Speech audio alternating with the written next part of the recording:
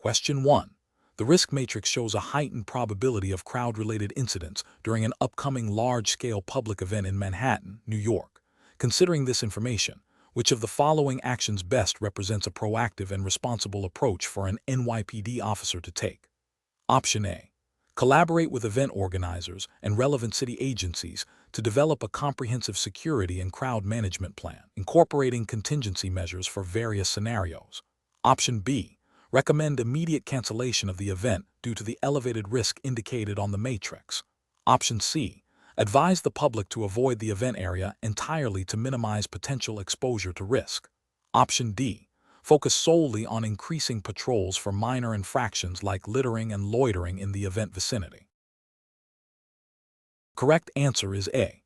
Collaborate with event organizers and relevant city agencies to develop a comprehensive security and crowd management plan, incorporating contingency measures for various scenarios. Explanation.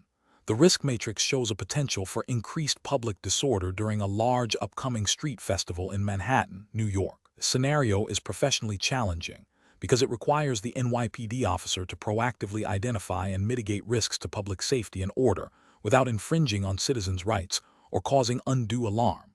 Balancing the need for security with the preservation of civil liberties is paramount. The best approach involves a comprehensive risk assessment that considers multiple factors. This includes analyzing the likelihood and potential impact of various threats, such as overcrowding, potential for criminal activity, traffic disruption, and emergency response needs. It necessitates collaboration with event organizers and other city agencies to develop a coordinated security plan. This plan should outline specific strategies for crowd management, communication protocols, and contingency measures for unforeseen events. Such a methodical and collaborative approach aligns with the NYPD's mandate to protect and serve the citizens of New York City by ensuring public safety through informed and proportionate measures, adhering to established protocols for event management and public order. An incorrect approach would be to implement overly restrictive security measures based solely on the highest potential impact on the risk matrix, without considering the likelihood of such events or the feasibility of the measures. For example, imposing a complete ban on all public gatherings in the vicinity or deploying excessive force preemptively would be an overreaction. This fails to consider the rights of citizens to assemble and enjoy public spaces and could escalate tensions unnecessarily. It also ignores the principle of proportionality in law enforcement, which dictates that responses should be commensurate with the identified risk.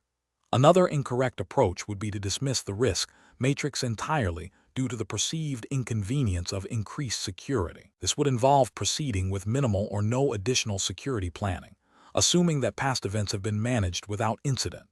This demonstrates a failure to engage in proactive risk management and a disregard for the potential for unforeseen circumstances. It neglects the duty of care owed to the public and could lead to inadequate preparedness in the event of an actual security breach or public disorder. A further incorrect approach would be to focus solely on the enforcement of minor infractions, such as jaywalking or littering, as the primary means of managing the perceived risk.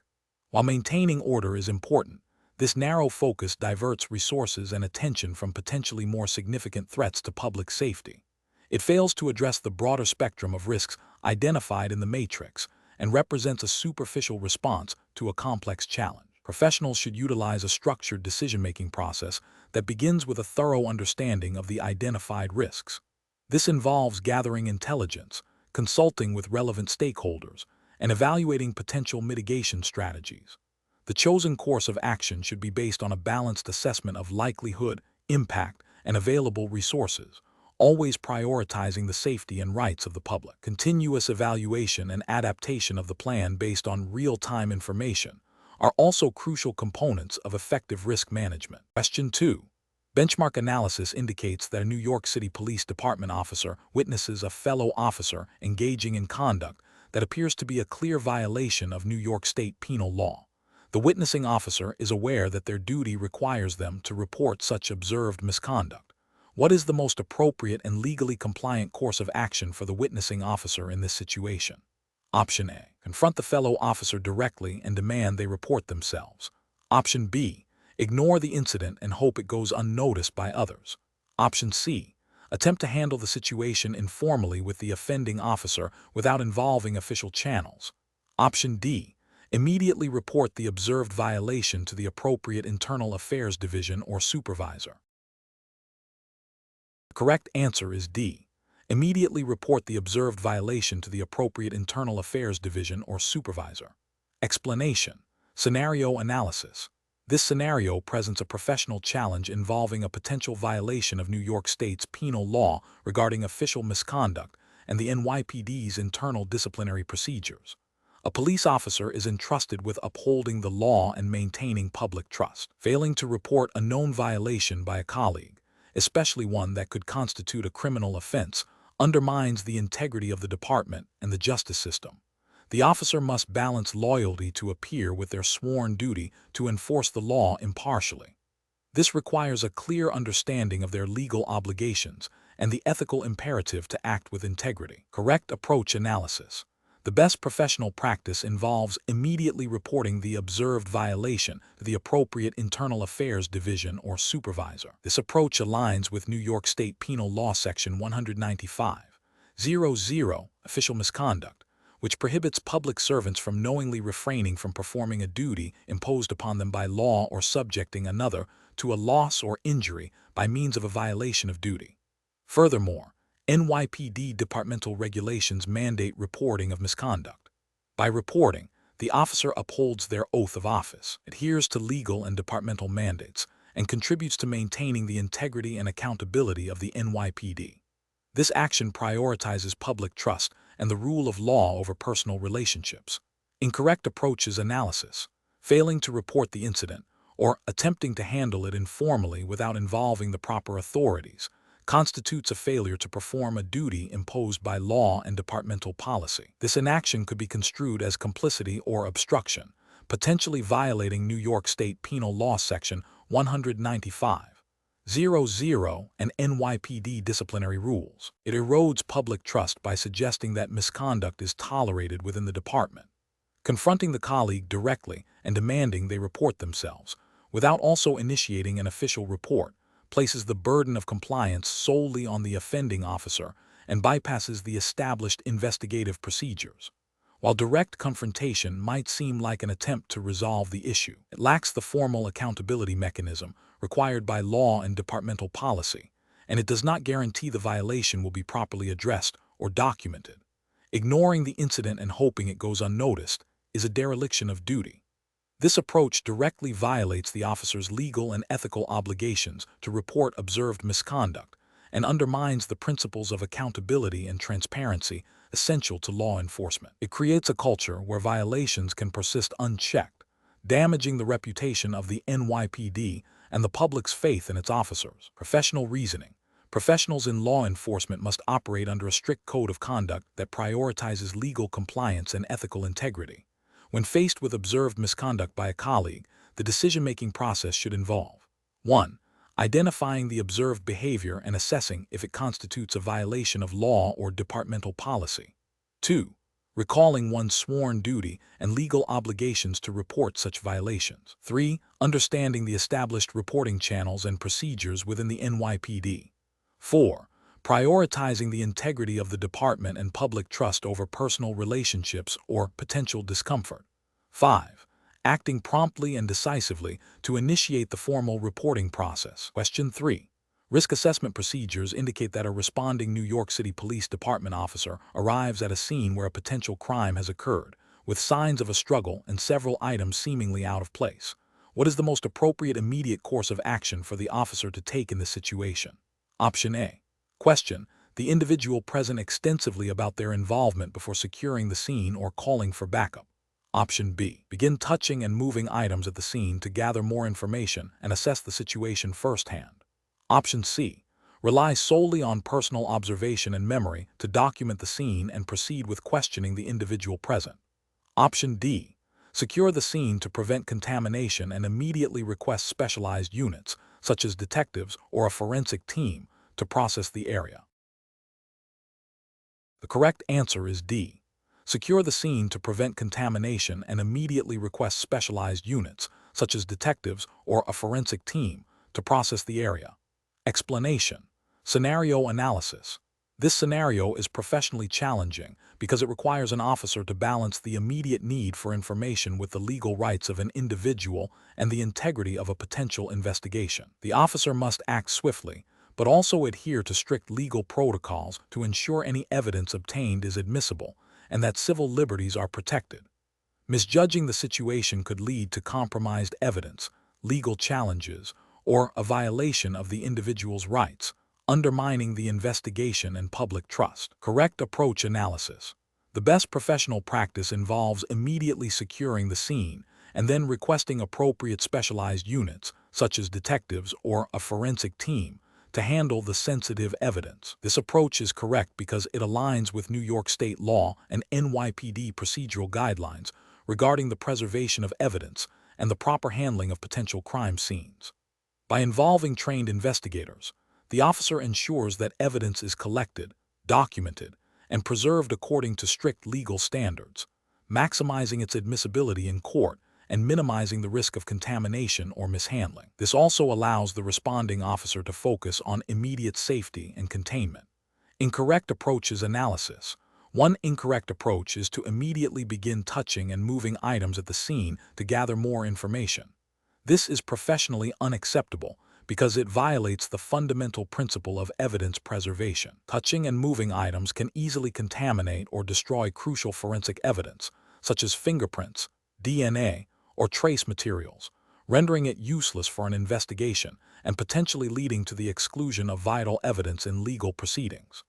This action directly contravenes NYPD protocols designed to maintain the integrity of crime scenes. Another incorrect approach is to solely rely on personal observation and memory to document the scene without securing it or calling for specialized assistance. This is professionally unsound because it risks the loss or alteration of evidence before it can be properly processed. The officer's memory, while important, is not a substitute for meticulous, documented forensic collection. Furthermore, it bypasses the established procedures for handling potentially serious incidents, which mandate the involvement of investigative personnel for proper evidence management and legal compliance under New York state law. A third incorrect approach is to question the individual extensively about their involvement for securing the scene and calling for backup. While questioning is part of an officer's duty, doing so without first preserving the integrity of the scene can lead to the destruction or contamination of evidence that might corroborate or refute the individual's statements. It also prioritizes immediate interrogation over the critical initial steps of securing and processing a potential crime scene, which is a procedural failure under NYPD guidelines and state law. Professional reasoning. Professionals should employ a decision-making framework that prioritizes scene security and evidence preservation above all else in potential crime situations. This involves a rapid assessment of the situation to determine immediate threats and the nature of the incident. The next critical step is to secure the perimeter to prevent unauthorized access and contamination. Following this, the officer should call for the appropriate specialized units, e.g., detectives, forensic technicians, who are trained and equipped to handle evidence collection and processing according to legal standards. Documentation of observations and actions should be thorough and contemporaneous. This systematic approach ensures legal compliance, maximizes investigative effectiveness, and upholds the integrity of the justice system. Question 4. Process analysis reveals that during a routine patrol in Manhattan, a New York City Police Department officer observes an individual matching a general description of a suspect involved in a recent, non-violent property crime that occurred in the vicinity. The individual is walking on the sidewalk and does not appear to be actively engaged in any criminal activity at the moment of observation. What is the most appropriate course of action for the officer to take? Option A. Approach the individual, identify themselves as a police officer, state the reason for the inquiry, i.e., seeking information regarding a recent crime, and inform the individual that they are not under arrest and are free to leave at any time. Option B. Immediately detain the individual based on the matching description and begin questioning them about the crime. Option C. Approach the individual and demand to see their identification and question them about their whereabouts without initially informing them they are not under arrest. Option D. Observe the individual from a distance and wait for them to commit a more overt act before approaching. The correct answer is A. Approach the individual, identify themselves as a police officer, state the reason for the inquiry, i.e., seeking information regarding a recent crime, and inform the individual that they are not under arrest and are free to leave at any time. Explanation. Process analysis reveals that a common challenge for NYPD police officers involves balancing the immediate need for information with the legal and ethical obligations to protect individual rights during an investigation. This scenario is professionally challenging because it requires an officer to navigate the complexities of witness interviews while adhering to the strict guidelines set forth by New York state law and NYPD departmental policy regarding the treatment of individuals who may be involved in or have knowledge of a crime. The urgency of an ongoing investigation can create pressure to obtain information quickly, but this must not come at the expense of due process or the presumption of innocence. The best professional practice in this situation involves approaching the individual with respect and clearly informing them of their rights and the purpose of the interaction. This includes explaining that they are not under arrest and are free to leave, while also clearly stating the reason for the inquiry. This approach respects the individual's autonomy and ensures that any information provided is voluntary and admissible. It aligns with the principles of lawful investigative procedure, which prioritize obtaining cooperation through transparency and adherence to legal safeguards, thereby preventing potential legal challenges to evidence gathered and maintaining public trust. An approach that involves detaining the individual without a clear legal basis, such as probable cause for arrest or reasonable suspicion for a stop, is professionally unacceptable. This violates the Fourth Amendment of the U.S. Constitution, as interpreted by New York state courts, which protects against unreasonable searches and seizures. Furthermore, failing to inform the individual that they are not under arrest and are free to leave can create a coercive environment, potentially rendering any statements made involuntary and inadmissible in court. This also contravenes NYPD departmental policies on lawful stops and detentions, which emphasize the importance of clear communication and respect for individual liberties. Another professionally unacceptable approach is to immediately assume the individual is involved in criminal activity and to interrogate them aggressively without first establishing their status or informing them of their rights. This can lead to a violation of the individual's Fifth Amendment rights against self-incrimination, as guaranteed under New York law. Coercive interrogation tactics can result in false confessions or unreliable information, jeopardizing the integrity of the investigation and potentially leading to wrongful accusations. Finally, an approach that involves delaying the interaction or avoiding the individual altogether due to uncertainty about their involvement is also professionally deficient. While caution is necessary, a failure to engage appropriately can hinder an investigation and allow potential evidence or information to be lost. NYPD officers are trained to assess situations and act within legal parameters, and inaction in the face of a potential investigative lead is not a sound professional decision. Professionals should employ a decision-making process that begins with a rapid assessment of the situation, considering the immediate circumstances and any available information. This assessment should then be filtered through the lens of legal rights and departmental policy. The officer must determine if there is reasonable suspicion to detain the individual for a brief investigatory stop, or if probable cause exists for an arrest. If neither is present, the interaction should be treated as a voluntary encounter, with clear communication about the individual's rights and the nature of the inquiry. Transparency, respect for individual liberties, and adherence to established legal protocols are paramount in ensuring both effective law enforcement and the protection of civil rights. Question 5. Strategic planning requires anticipating potential internal security vulnerabilities. While on patrol in Manhattan, a New York City Police Department officer observes a fellow officer, whom they have no prior knowledge of any misconduct regarding, exhibiting behavior that strongly suggests unauthorized access to and potential dissemination of sensitive internal NYPD case files from a departmental computer terminal in a non-public area. What is the most appropriate immediate course of action for the observing officer? Option A. Directly confront the fellow officer about their actions to ascertain the nature of their activity. Option B. Discreetly and immediately report the observed behavior and suspected activity to their direct supervisor or the designated Internal Affairs Bureau liaison, while maintaining observation if safe and feasible. Option C. Discuss the observed behavior with other officers on patrol to gather opinions before taking action. Option D. Ignore the behavior to avoid interofficer conflict and potential repercussions. The correct answer is B. Discreetly and immediately report the observed behavior and suspected activity to their direct supervisor or the designated Internal Affairs Bureau liaison, while maintaining observation if safe and feasible. Explanation. Strategic planning requires a thorough understanding of the operational environment and potential challenges. In the context of the New York City Police Department, NYPD, this involves anticipating situations that could compromise public safety, departmental integrity, or the effective execution of duties. A scenario involving a potential internal security breach, especially one that could impact sensitive information or operational readiness, presents a significant professional challenge. It demands immediate, decisive, and compliant action to mitigate risk, while upholding the NYPD's commitment to lawful conduct and public trust. The core challenge lies in balancing the urgency of the situation with the procedural requirements and ethical obligations inherent in law enforcement. The best approach involves immediate, discreet notification of the appropriate internal affairs or supervisory channels, coupled with securing the immediate area if necessary and feasible, without compromising the investigation or alerting the subject prematurely. This method prioritizes the integrity of the investigation and the safety of all involved by engaging the established protocols for handling sensitive internal matters.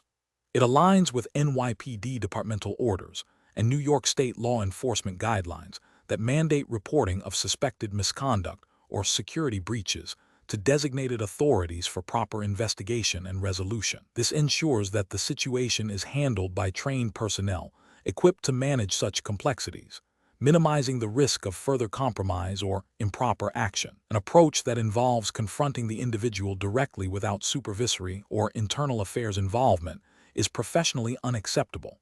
This bypasses established investigative procedures, potentially allowing the individual to destroy evidence, escape, or escalate the situation, thereby compromising the investigation and potentially endangering officers or the public. It also violates departmental regulations regarding the reporting of suspected misconduct and could lead to disciplinary action or legal repercussions for the reporting officer.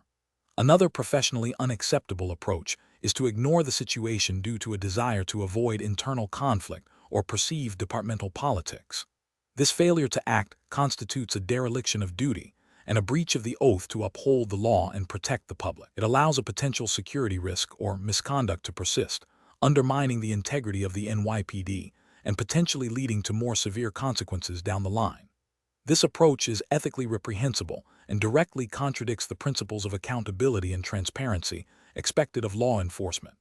Finally, an approach that involves discussing the suspected breach with unauthorized colleagues before reporting it is also professionally unsound. This constitutes a breach of confidentiality, can spread rumors, and may compromise the integrity of any subsequent investigation by tipping off the individual or creating a biased perception among other officers. It violates departmental policies on information security and professional conduct.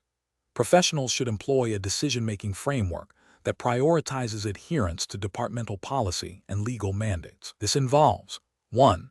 Assessing the immediate threat and safety concerns. 2. Identifying the most appropriate and authorized reporting channel based on the nature of the suspected breach. 3. Acting swiftly and discreetly to initiate the reporting process. And 4. Cooperating fully with the ensuing investigation while maintaining confidentiality and professional conduct throughout. Question 6. The control framework reveals that a uniformed NYPD officer observes a wallet lying on the sidewalk near a reported disturbance. The wallet appears to be intact and contains what might be identification. What is the most appropriate immediate course of action for the officer in New York City? Option A. Hand the wallet to a nearby civilian witness and ask them to hold onto it until the owner is located. Option B. Pick up the wallet. Examine its contents for identification to locate the owner, and then secure it. Option C. Secure the immediate area around the wallet to prevent disturbance and immediately contact the NYPD Evidence Collection Unit or the relevant detective bureau for guidance and processing. Option D. Leave the wallet in its current location, assuming it will be found by its owner or another passerby, and continue with the reported disturbance. The correct answer is C. Secure the immediate area around the wallet to prevent disturbance and immediately contact the NYPD Evidence Collection Unit or the relevant detective bureau for guidance and processing. Explanation. The control framework reveals the critical importance of adhering to established protocols and legal mandates when interacting with the public, especially in situations involving potential evidence. This scenario is professionally challenging because it pits the immediate desire to assist a distressed individual against the strict legal requirements for handling potential evidence. A uniformed NYPD officer's primary duty is to uphold the law and maintain public safety, which includes the proper seizure and preservation of evidence. Failure to do so can compromise investigations, lead to the exclusion of crucial evidence in court, and erode public trust. The best approach involves securing the scene and immediately notifying the appropriate specialized units. This approach is correct because it prioritizes legal compliance and investigative integrity. By securing the area, the officer prevents contamination or loss of potential evidence. Contacting the NYPD Evidence Collection Unit or the relevant detective bureau ensures that trained personnel, following strict chain of custody procedures, will handle the item. This aligns with New York State criminal procedure law and NYPD departmental policies regarding evidence handling, which mandate proper collection, documentation, and transfer to prevent any compromise that could render the evidence inadmissible in court. An incorrect approach would be to pick up the wallet and examine its contents for identification without proper procedure.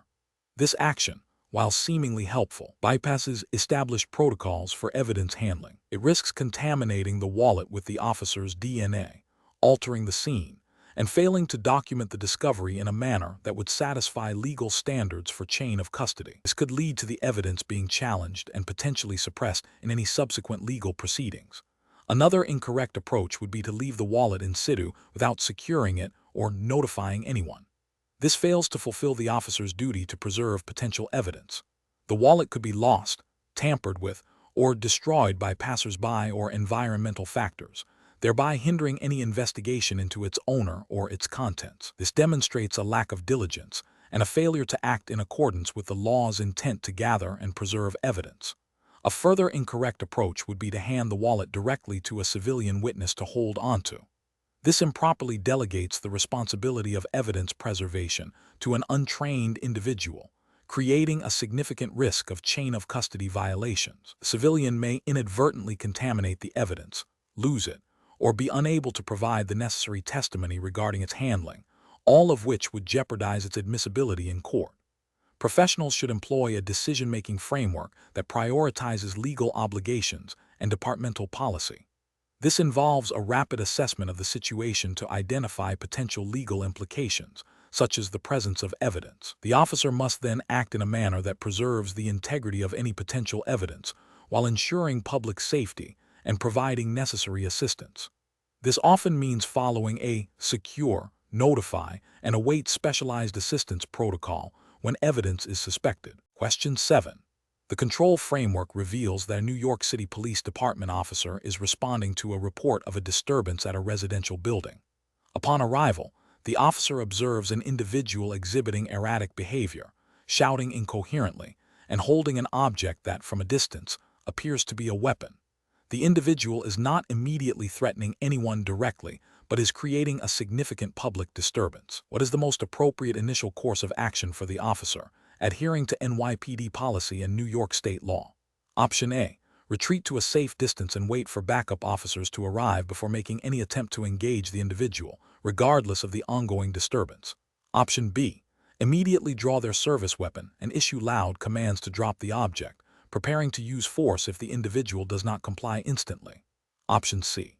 Approach the individual cautiously, attempt to verbally de-escalate the situation by speaking calmly and clearly, and assess the object's nature and the immediate threat level before considering any use of force. Option D. Attempt to physically restrain the individual immediately without verbal communication, assuming the object is a weapon and the individual is a direct threat. The correct answer is C. Approach the individual cautiously, attempt to verbally de-escalate the situation by speaking calmly and clearly, and assess the object's nature and the immediate threat level before considering any use of force. Explanation. The control framework reveals a scenario where a police officer in New York City encounters a situation requiring immediate action and adherence to departmental policy and New York state law. Professional challenge lies in balancing the need for swift intervention with the imperative to act within legal and ethical boundaries, ensuring the safety of all involved and maintaining public trust. Misjudgment can lead to legal repercussions, departmental sanctions, and erosion of community relations. The best approach involves a thorough, yet rapid, assessment of the immediate threat, followed by de-escalation techniques if feasible, and the application of appropriate, legally sanctioned force only when necessary and proportionate to the threat. This aligns with NYPD's patrol guide procedures and New York State penal law regarding the use of force, emphasizing the sanctity of life and the principle of proportionality.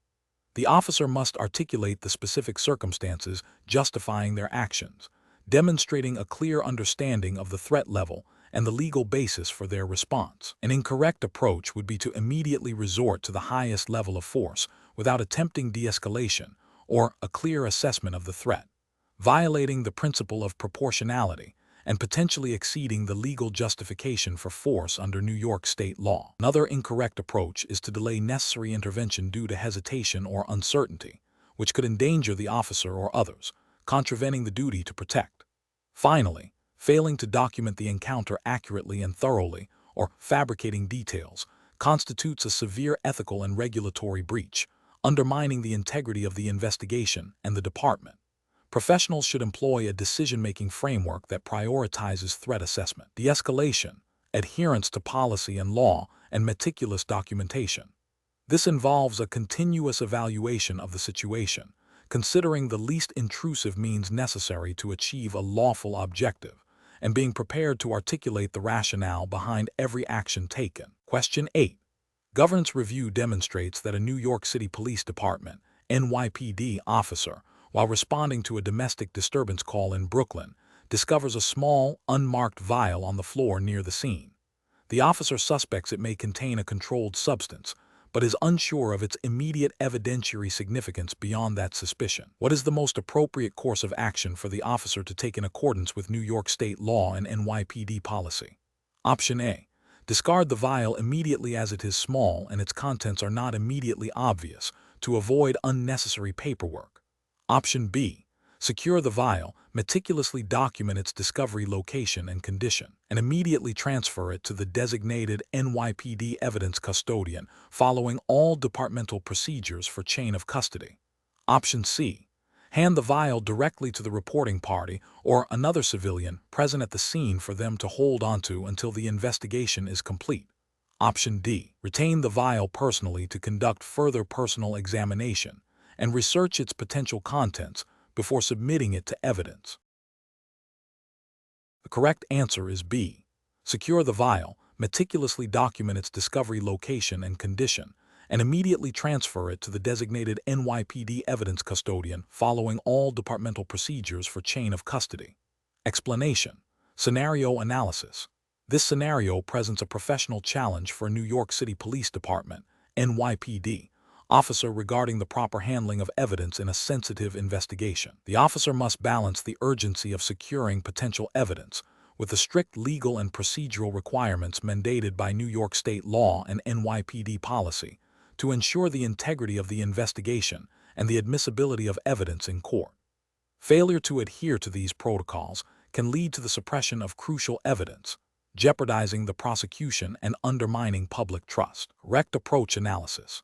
The best professional practice involves meticulously documenting the discovery of the item, securing it in a manner that preserves its integrity, and immediately transferring it to the designated evidence custodian following established NYPD procedures. This approach ensures that the chain of custody is maintained from the moment of discovery, adhering to New York State's criminal procedure law regarding evidence handling and preservation. The NYPD's patrol guide provides specific directives on evidence collection, storage, and transfer, which are designed to prevent tampering, contamination, or loss, thereby safeguarding the evidence's admissibility in legal proceedings. This method prioritizes legal compliance and investigative integrity. Incorrect approach is analysis.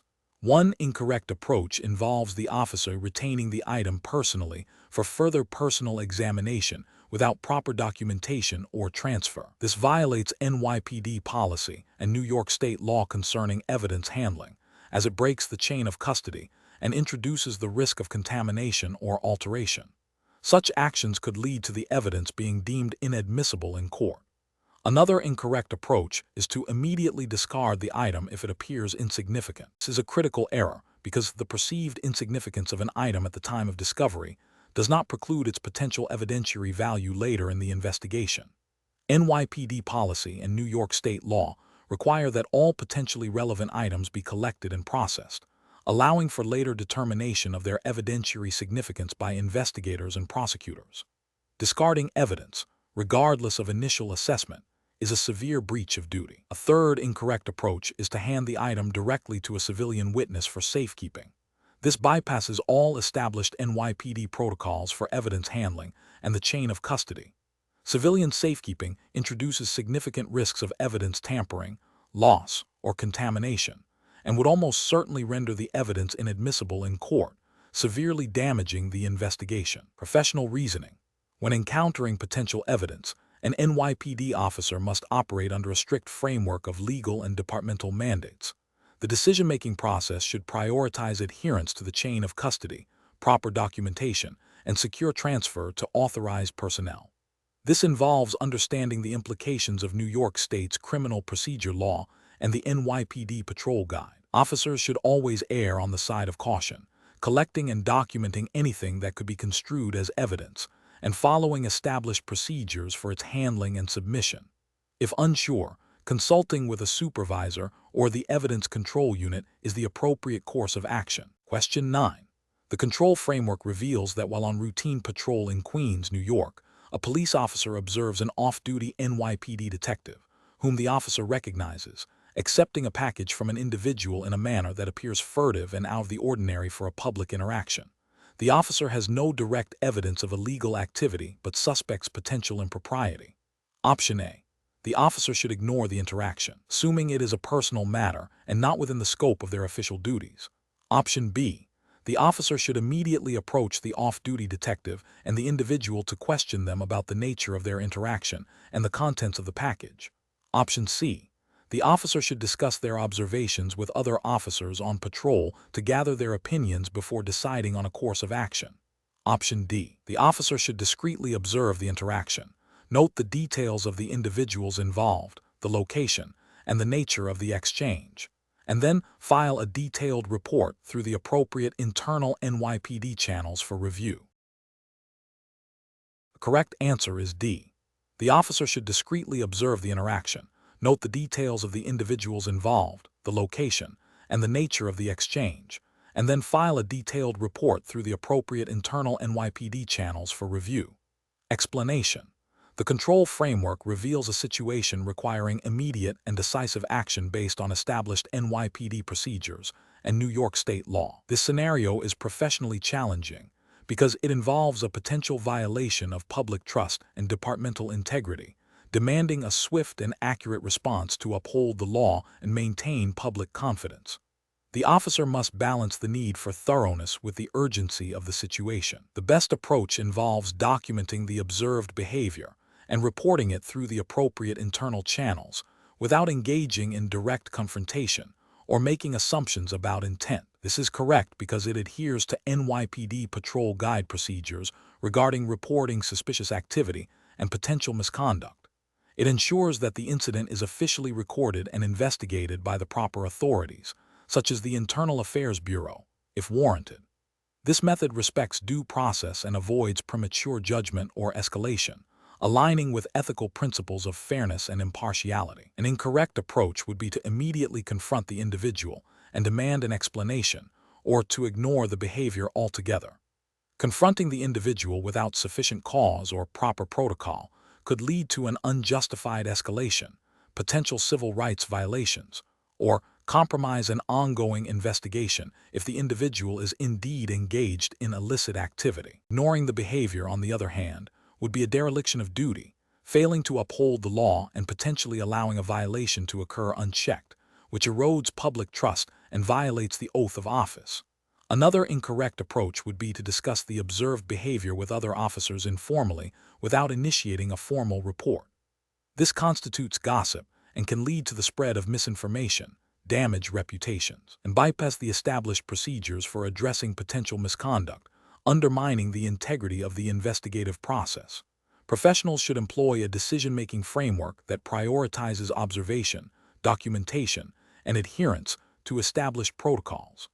This involves assessing the situation objectively, identifying potential violations of law or departmental policy, and then acting in accordance with the NYPD patrol guide and relevant New York State statutes. When in doubt, consulting with a supervisor or seeking guidance from the appropriate unit is always a prudent step. Question 10.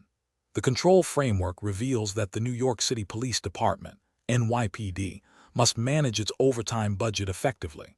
If a precinct historically averages 200 overtime hours per month, and current crime statistics indicate a projected 15% increase in demand for patrol coverage over the next quarter, while also accounting for a planned citywide event requiring an additional 200 overtime hours for the precinct in the first month of that quarter, what is the estimated total overtime hours needed for that precinct for the first month of the quarter, assuming overtime hours are directly proportional to the projected demand increase? Option A, 200 overtime hours. Option B, 400 overtime hours.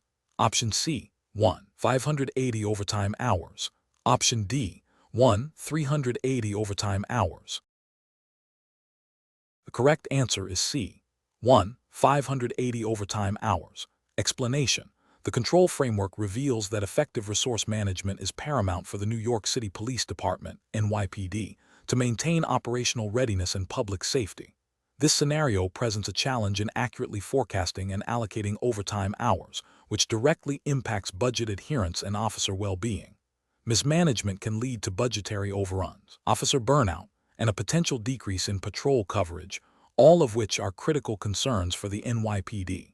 The best professional practice involves a data-driven approach to overtime forecasting, utilizing historical data and current operational needs to project future requirements.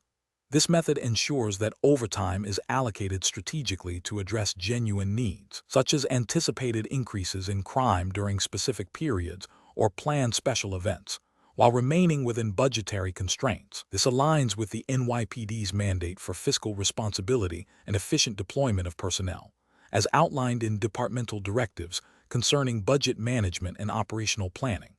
An approach that relies solely on historical averages without considering current crime trends or upcoming events is flawed because it fails to adapt to dynamic operational demands. This can lead to either insufficient overtime allocation during peak periods or unnecessary expenditure during lulls, both of which compromise effectiveness and fiscal prudence.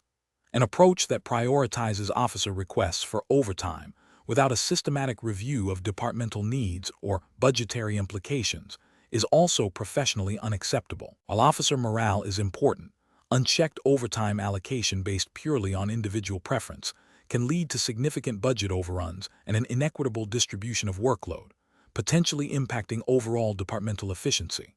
Finally, an approach that simply allocates a fixed percentage of overtime across all precincts without regard for their specific crime rates, staffing levels, or operational demands is inefficient. This one-size-fits-all method ignores the unique challenges faced by different precincts and can result in understaffing in high-demand areas and overspending in lower-demand ones. Professionals should employ a decision-making process that begins with a thorough analysis of available data, including historical overtime usage, current crime statistics, projected special events, and budgetary allocations. This data should then be used to develop a realistic overtime forecast. This forecast should be reviewed and adjusted based on input from precinct commanders regarding specific operational needs, ensuring that the final allocation is both effective and fiscally responsible. Regular monitoring and evaluation of overtime expenditure against the forecast are crucial for making timely adjustments and maintaining control. Question 11. The evaluation methodology shows a scenario where a civilian is openly recording a police officer conducting a lawful traffic stop on a public street in New York City. The officer feels the civilian's proximity is making the situation uncomfortable and potentially unsafe. What is the most appropriate course of action for the officer? Option A. Ignore the civilian and continue with the traffic stop without acknowledging their presence or recording activity. Option B. Calmly inform the civilian about NYPD policy regarding recording in public and explain any specific safety concerns related to their current filming position, seeking their cooperation to adjust their location if necessary. Option C. Immediately order the civilian to cease recording and put away their device, citing the discomfort and potential safety issue. Option D. Physically attempt to block the civilian's camera or confiscate their recording device, stating that it is interfering with police duties. The correct answer is B. Calmly inform the civilian about NYPD policy regarding recording in public and explain any specific safety concerns related to their current filming position, seeking their cooperation to adjust their location if necessary. Explanation. The evaluation methodology shows a scenario that is professionally challenging due to the inherent conflict between a citizen's right to record and a police officer's duty to maintain order and safety. The officer must balance these competing interests without infringing upon constitutional rights or compromising the integrity of an investigation. Careful judgment is required to distinguish between legitimate observation and interference. The best professional practice involves de-escalating the situation by calmly informing the individual of the department's policy regarding recording in public spaces, while also clearly articulating any specific concerns that might necessitate a temporary adjustment to their filming location for safety or investigative purposes. This approach respects the citizen's rights while asserting the officer's authority and responsibility. It aligns with NYPD policy and general constitutional principles that permit recording of police activity in public, provided it does not obstruct official duties or create a safety hazard. The officer's primary goal should be to resolve the situation through communication and education, rather than immediate confrontation. An incorrect approach involves immediately ordering the individual to stop recording, without any prior attempt at communication or explanation. This fails to acknowledge the citizen's right to record and can be perceived as an overreach of authority, potentially leading to a complaint of misconduct. Bypasses the opportunity for de-escalation and education, which are crucial components of community policing. Another incorrect approach is to physically interfere with the recording device or attempt to confiscate it without probable cause or a court order. This constitutes a violation of the individual's rights and could lead to legal repercussions for the officer and the department. Such actions are not supported by NYPD policy or constitutional law. A further incorrect approach is to ignore the individual completely and continue with the enforcement action without acknowledging their presence or potential concerns. While the individual may not be directly interfering, their presence and recording activity could still be a point of contention.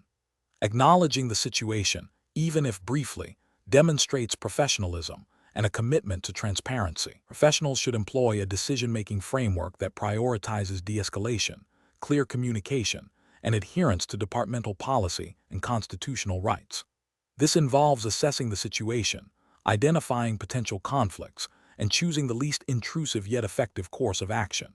When faced with a citizen recording, officers should first attempt to understand the citizen's intent and inform them of relevant policies, seeking a cooperative resolution before considering any restrictive measures. Question 12. The control framework reveals that during a routine traffic stop on a public street in Queens, New York, a civilian begins recording the interaction with their smartphone from the sidewalk. The civilian is not obstructing traffic or verbally engaging with the officer. What is the most appropriate course of action for the NYPD officer? Option A. Engage the civilian in a debate about their right to record and the officer's authority. Option B. Ignore the civilian completely, regardless of their proximity or any potential for disruption. Option C. Immediately instruct the civilian to stop recording and confiscate their smartphone, citing potential interference with the investigation. Option D.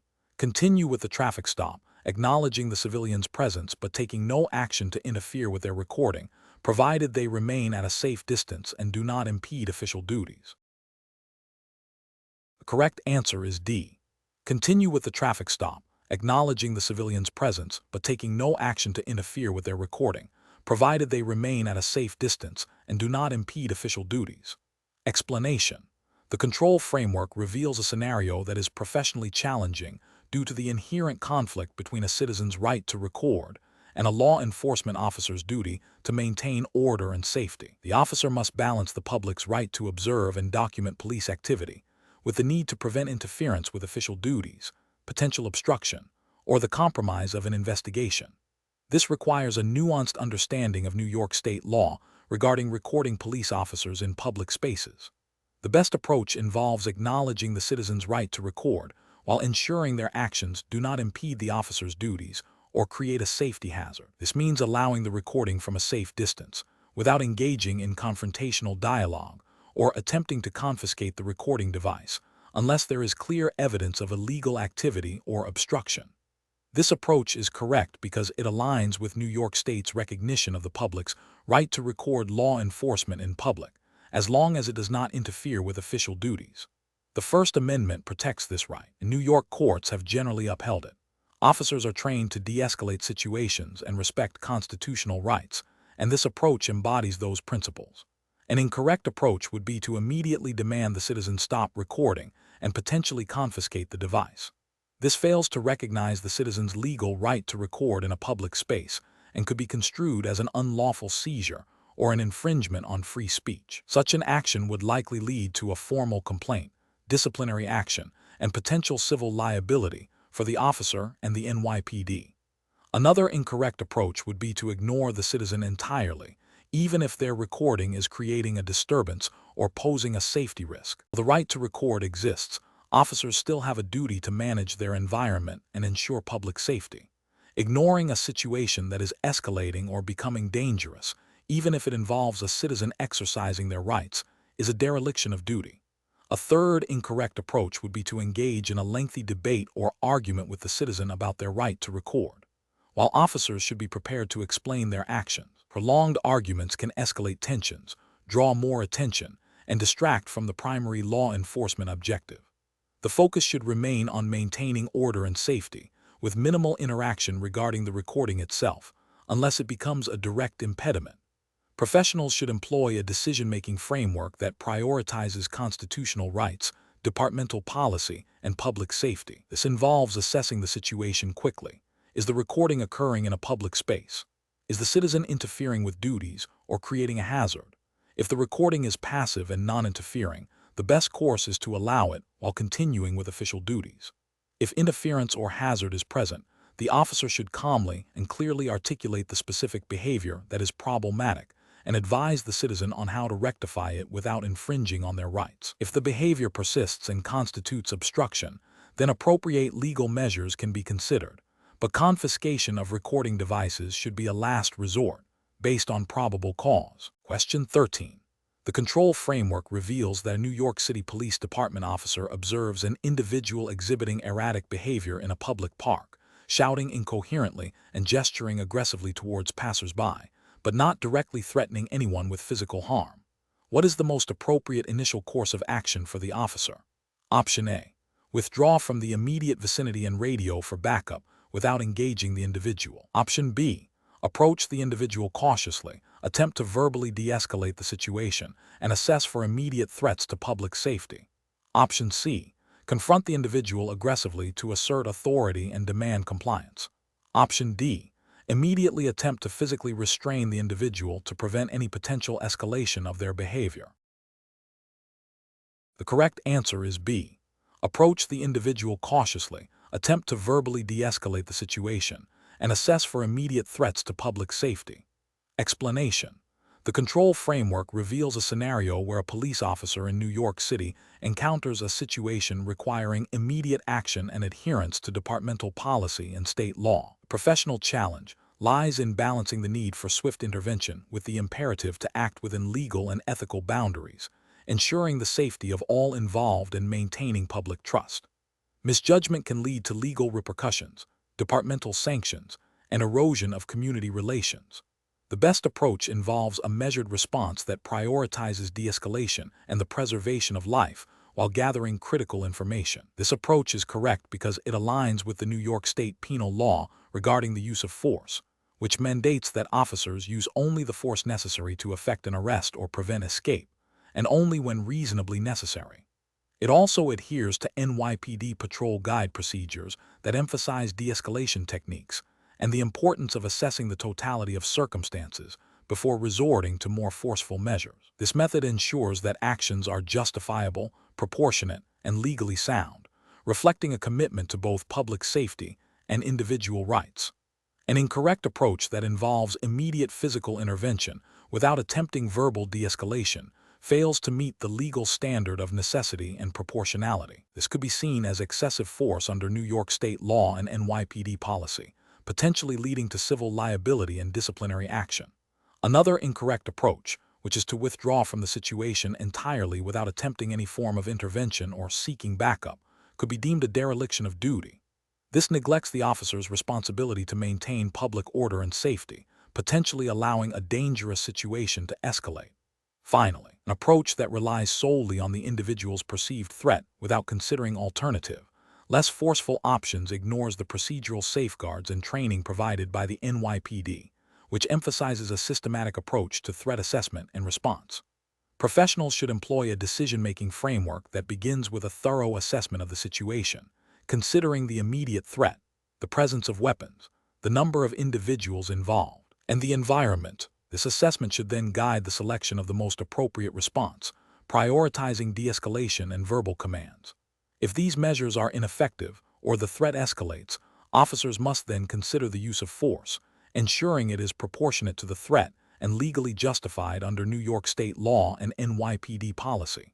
Continuous reevaluation of the situation is crucial throughout the encounter. Question 14. The audit findings indicate that during a routine traffic stop on a New York City street, a police officer discovered a small, unmarked plastic baggie partially concealed under the passenger seat. The officer recognized the contents as a substance commonly associated with illegal narcotics. What is the most appropriate immediate action for the officer to take to ensure the integrity of potential evidence? Option A. Dispose of the baggie discreetly, as it appears to be a small quantity and might not be significant to the investigation. Option B. Discuss the discovery with the suspect to gauge their reaction before taking further action. Option C. Immediately secure the baggie, log its discovery with precise details of location and time, and transport it directly to the NYPD evidence locker or designated custodian. Option D. Place the baggie in the patrol car's trunk for later processing to avoid cluttering the passenger compartment. The correct answer is C. Immediately secure the baggie, log its discovery with precise details of location and time, and transport it directly to the NYPD evidence locker or designated custodian. Explanation.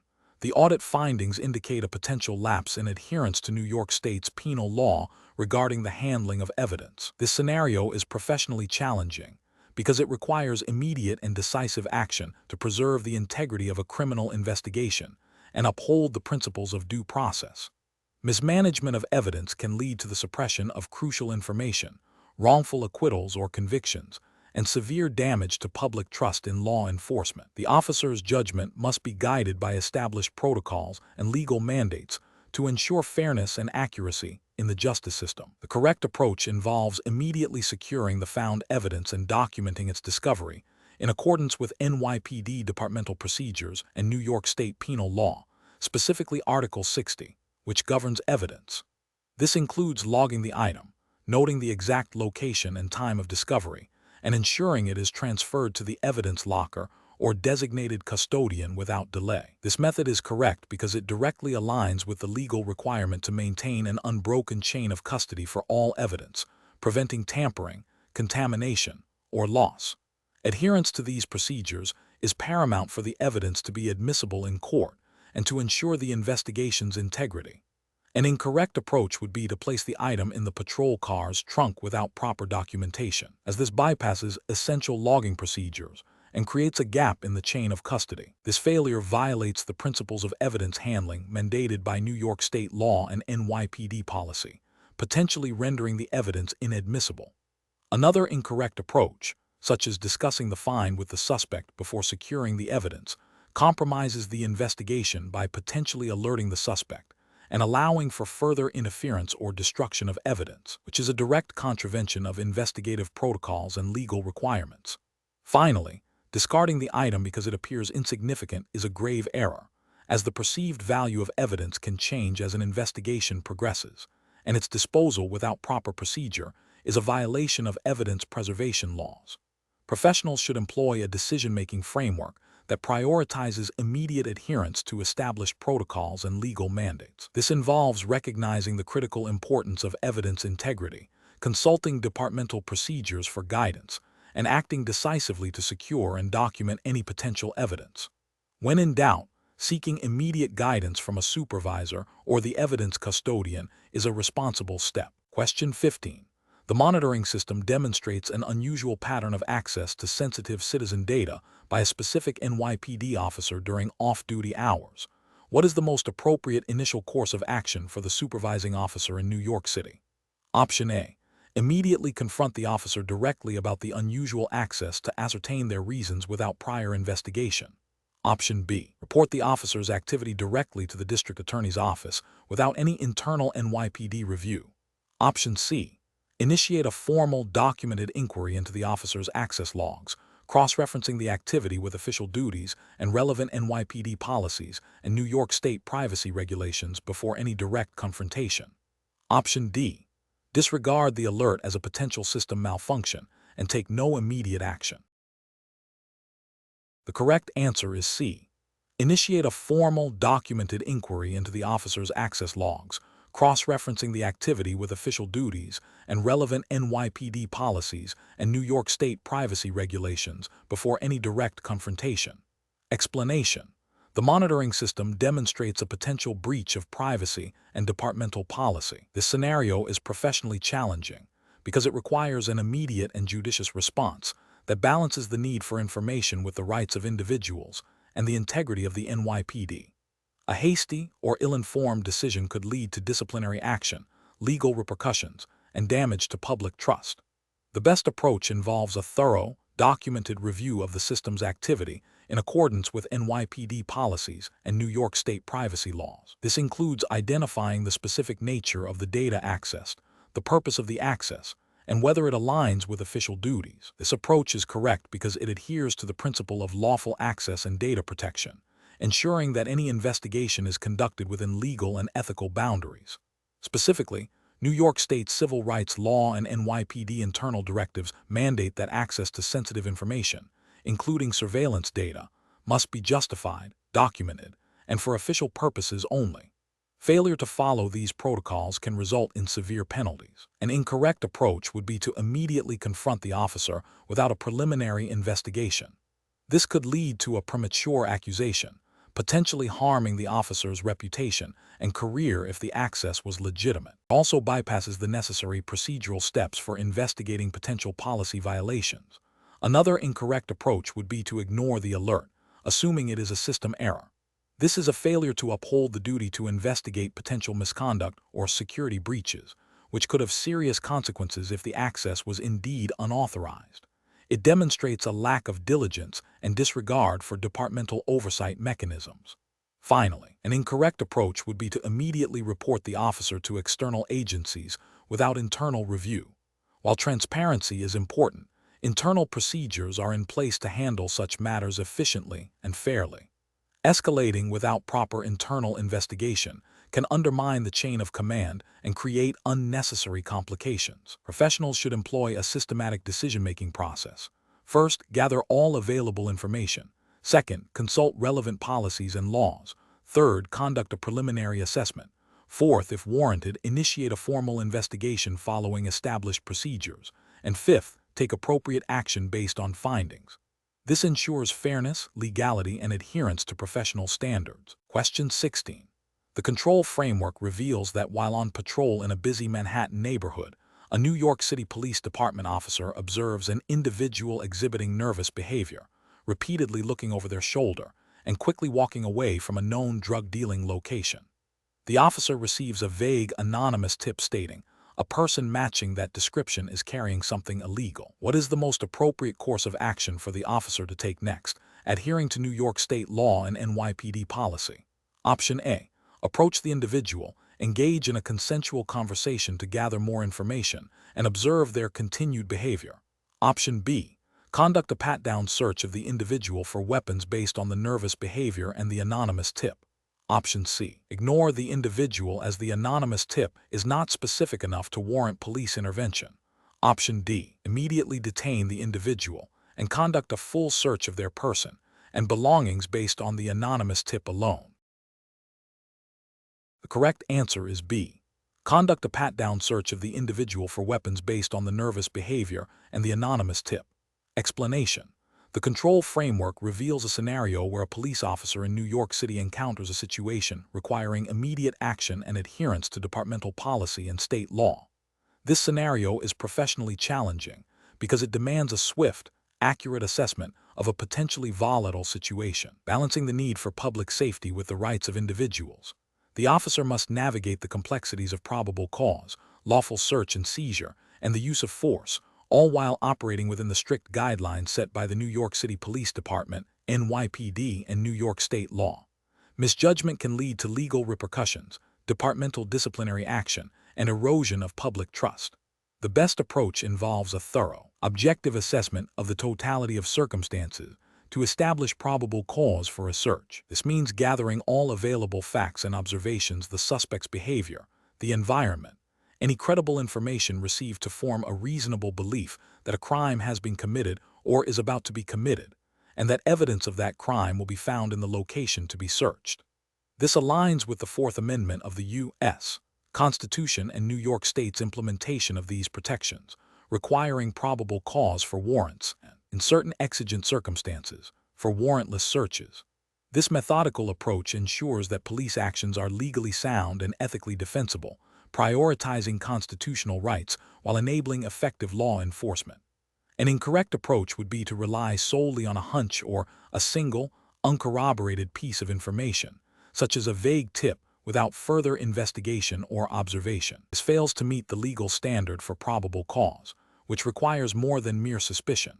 Such an action would violate the protections against unreasonable searches and seizures guaranteed by the Fourth Amendment and New York state law, potentially leading to the suppression of evidence and civil liability.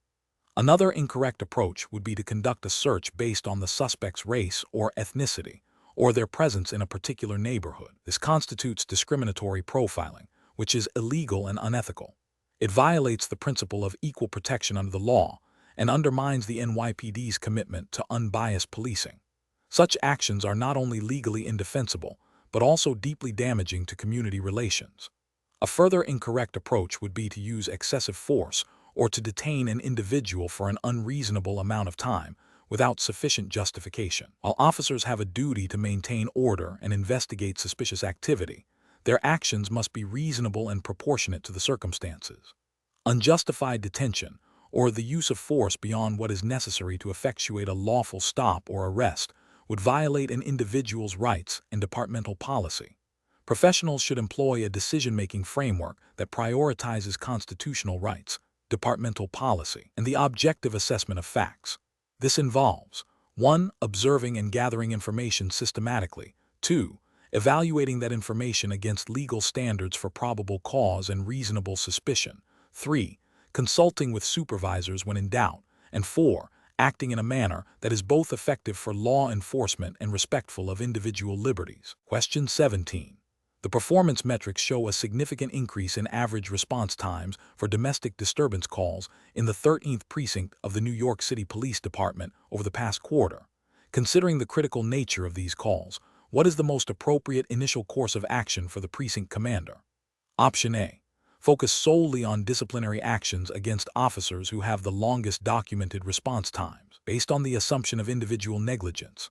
Option B. Conduct a detailed analysis of the response time data, correlating it with factors such as shift schedules, officer deployment patterns, and geographical call distribution, while also soliciting feedback from patrol supervisors and officers regarding operational challenges. Option C. Implement mandatory overtime for all patrol officers until response times return to previous levels, assuming individual officer performance is the primary issue. Option D. Immediately reassign officers from less critical units to bolster patrol presence in areas with the highest reported delays, without further investigation into the underlying causes. The correct answer is B.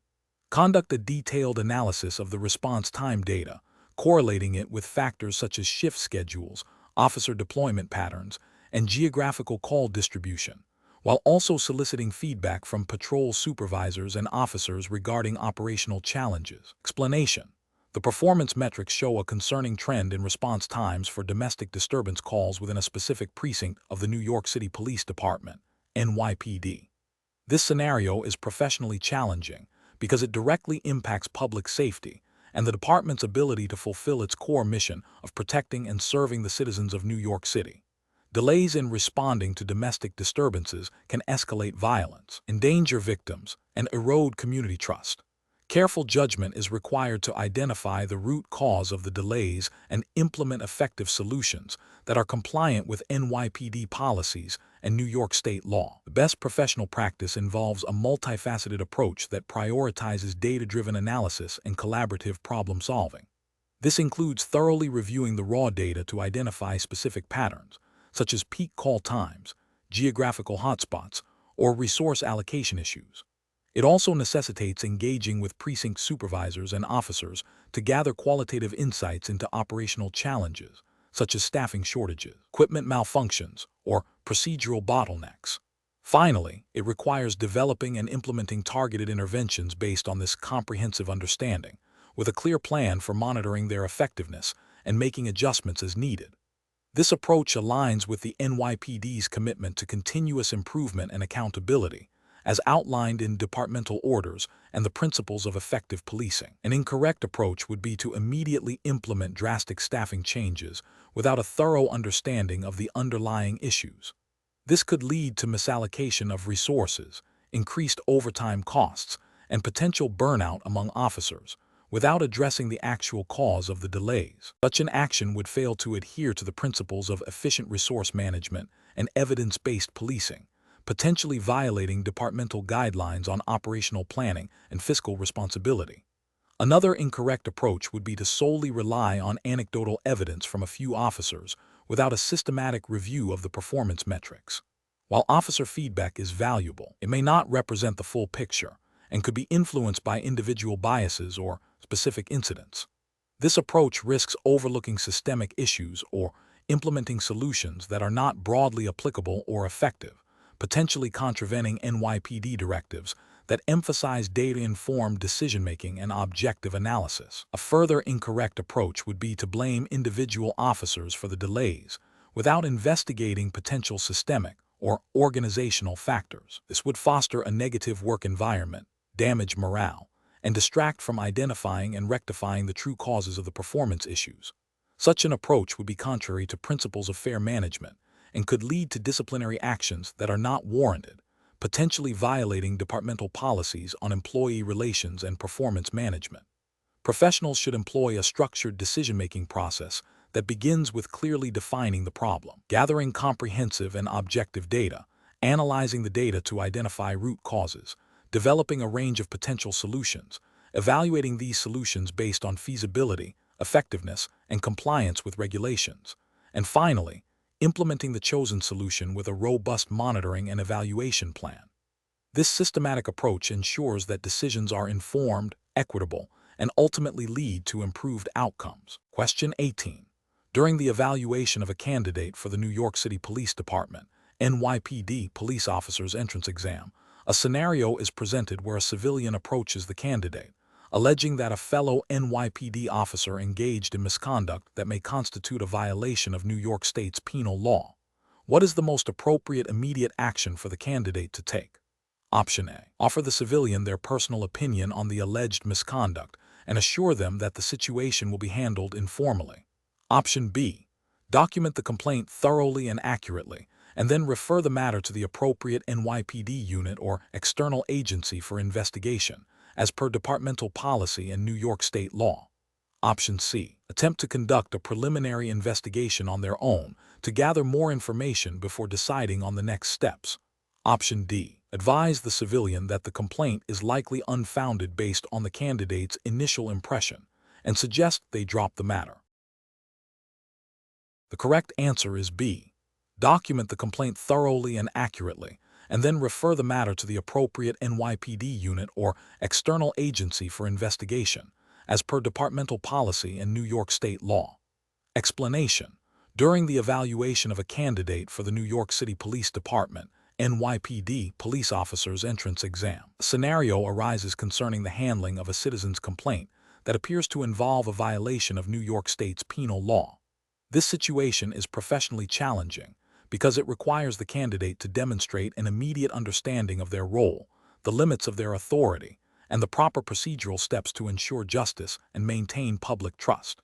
Missteps can lead to compromised investigations, erosion of community relations, and potential legal repercussions for the department. The best professional approach involves immediately recognizing the seriousness of the complaint and initiating the correct procedural response. This means documenting the complaint thoroughly and accurately, and then referring the matter to the appropriate investigative body within the NYPD or to the relevant external agency if jurisdiction dictates. This approach is correct because it adheres to the established protocols for handling criminal complaints, ensuring that all allegations are investigated impartially and according to New York state law. It respects the chain of command and the specialized expertise within the department or other agencies, such as the Internal Affairs Bureau or District Attorney's Office, depending on the nature of the alleged violation. This ensures due process for all parties involved and upholds the integrity of the NYPD. An incorrect approach would be to dismiss the complaint outright without proper documentation or investigation, especially if the candidate perceives the complainant as unreliable or the alleged offense as minor. This fails to uphold the duty to investigate all allegations of criminal activity and can lead to a perception of departmental indifference, violating ethical obligations to serve and protect all citizens. Another incorrect approach would be for the candidate to attempt to conduct a full investigation independently without following departmental procedures or consulting supervisors. This oversteps the candidate's current authority, potentially contaminates evidence, bypasses the established investigative framework designed to ensure thoroughness and fairness under New York state law. Finally, an incorrect approach would be to offer personal opinions or judgments about the validity of the complaint to the complainant, as this compromises objectivity and could prejudice any future investigation. Professionals should employ a decision-making framework that prioritizes adherence to established protocols, objective assessment of information, and understanding of jurisdictional boundaries. This involves active listening, meticulous documentation, and knowing when and how to escalate or refer matters to the appropriate authorities, always guided by the principles of fairness, impartiality, and the rule of law as defined by New York state statutes. Question 19. What factors determine the permissible scope of police action when an NYPD officer detects the odor of marijuana emanating from a parked vehicle in a public area of New York City, and the driver appears nervous? Option A. The officer's desire to gather intelligence on potential drug activity without immediate legal justification. Option B. The driver's nervous demeanor alone, which is sufficient to justify a full search of the vehicle. Option C. The officer's personal belief that illegal activity is occurring, regardless of specific legal justification. Option D. The officer's ability to articulate reasonable suspicion for the stop, the specific New York state laws regarding marijuana possession and search, and the development of probable cause beyond the mere odor. The correct answer is D. The officer's ability to articulate reasonable suspicion for the stop, the specific New York state laws regarding marijuana possession and search, and the development of probable cause beyond the mere odor. Explanation. This scenario is professionally challenging because it requires an officer to balance the immediate need for information with the legal rights of an individual and the integrity of a potential investigation. Misjudging the situation could lead to the suppression of crucial evidence or a violation of civil liberties, both of which have serious consequences for the NYPD and the justice system. The officer must act swiftly, but also with a clear understanding of New York state law regarding search and seizure. The best approach involves a thorough understanding and application of the Fourth Amendment of the U.S. Constitution, as interpreted by New York state courts, which protects against unreasonable searches and seizures. This means that absent specific exceptions, a warrant based on probable cause is required. In this scenario, the officer has reasonable suspicion, which allows for a brief investigatory stop and pat-down for weapons if there is a reasonable belief the person is armed and dangerous. However, reasonable suspicion alone does not grant the authority to conduct a full search for contraband without probable cause and a warrant, or a recognized exception to the warrant requirement. Therefore, detaining the individual for further questioning and observation while awaiting a supervisor or a warrant, if probable cause develops, is the most legally sound and ethically responsible course of action. This respects the individual's rights while allowing for the proper development of an investigation. An incorrect approach would be to immediately search the individual's backpack based solely on the smell of marijuana. While the smell of marijuana can be a factor in establishing probable cause in some jurisdictions, New York state law has specific nuances regarding marijuana possession. As of recent legislative changes, simple possession of small amounts of marijuana is decriminalized, and the smell alone may not automatically equate to probable cause for a full search of a vehicle or a person's belongings without additional corroborating factors. Conducting a search without sufficient probable cause or a warrant, or without meeting the criteria for a lawful search incident to arrest or a plain view exception, violate the individual's Fourth Amendment rights. Another incorrect approach would be to ignore the smell of marijuana and walk away. While this avoids a potential legal misstep, it fails to address a potentially illegal activity or a situation that could escalate. Officers have a duty to investigate suspicious circumstances, and while the smell of marijuana may not always lead to a full search, it warrants further, lawful investigation. A third incorrect approach would be to detain the individual indefinitely without developing probable cause or seeking legal guidance. This could lead to an unlawful seizure and detention, infringing upon the individual's liberty without due process. Professionals should employ a decision-making framework that prioritizes constitutional rights and legal statutes. This involves assessing the totality of the circumstances, identifying the level of suspicion, reasonable suspicion vs. probable cause, understanding applicable state and federal laws, and knowing when to seek supervisory guidance or a warrant. The goal is to gather information and ensure public safety while upholding the principles of justice and individual liberty. Question 20. The control framework reveals that during a prolonged, high-priority investigation in New York City, an NYPD officer incurs overtime hours that exceed the immediate petty cash available for overtime compensation. The officer has accurately logged the overtime hours worked, which total 12 hours at a rate of $45 per hour. The available petty cash is $300. What is the most fiscally responsible and procedurally compliant method for the officer to address the overtime compensation shortfall? Option A. The officer should use the available $300 petty cash to cover a portion of the overtime and then verbally inform their supervisor about the remaining balance owed without submitting formal documentation for the full amount. Option B. The officer should wait until the end of the fiscal quarter to submit a consolidated overtime report that includes the current shortfall, hoping it will be processed with other departmental expenses. Option C. The officer should estimate the remaining overtime cost and request an ad hoc cash advance from the precinct's general fund to cover the difference, without a formal overtime report for the initial hours. Option D. The officer should submit a detailed overtime report for the full 12 hours worked, clearly indicating the total cost of $540, and request reimbursement for the full amount through the standard departmental payroll process, acknowledging the petty cash limitation. The correct answer is D. The officer should submit a detailed overtime report for the full 12 hours worked, clearly indicating the total cost of $540, and request reimbursement for the full amount through the standard departmental payroll process, acknowledging the petty cash limitation. Explanation.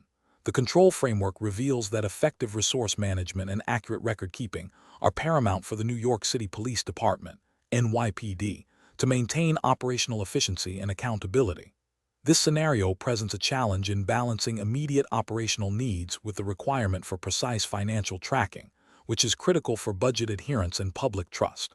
Mismanagement of funds, even for seemingly justifiable reasons, can lead to audit discrepancies, disciplinary action, and erosion of public confidence. The best professional practice involves meticulously documenting all expenditures, regardless of the source or immediate perceived necessity. This approach ensures transparency and compliance with NYPD financial regulations and New York state laws governing public funds. By creating a detailed log of the overtime hours worked and the associated costs, and then submitting this for official approval and reimbursement through the proper channels, the officer upholds the integrity of the department's financial system. This aligns with the principle of fiscal responsibility and the legal obligation to account for all public money spent. An approach that involves using the cash on hand to cover immediate overtime costs without proper documentation or authorization is professionally unacceptable. This bypasses established financial controls and creates a risk of unrecorded transactions, which is a direct violation of NYPD financial policies and potentially New York State auditing requirements, can be construed as improper use of funds, and can lead to significant accountability issues. Another professionally unacceptable approach is to delay the documentation of overtime until a later, more convenient time. This creates a backlog of unrecorded expenses, increasing the likelihood of errors or omissions. It also deviates from the expectation of timely and accurate reporting, which is essential for real-time financial oversight and decision-making within the department. Finally, an approach that involves simply estimating the overtime costs without a precise calculation based on recorded hours and the established pay rates is also professionally unsound. This introduces a significant margin of error into financial reporting and fails to meet the standard of accuracy required for public funds. It undermines the auditability of expenditures and can lead to discrepancies that are difficult to reconcile. The professional reasoning process in such situations should involve prioritizing adherence to established financial procedures. Officers must understand the importance of accurate record-keeping for all expenditures, especially those involving public funds. When faced with a need to cover immediate operational costs, the correct course of action is always to follow the authorized reimbursement procedures, even if it requires a slight delay, rather than circumventing them. This ensures accountability, transparency, and compliance with all relevant regulations.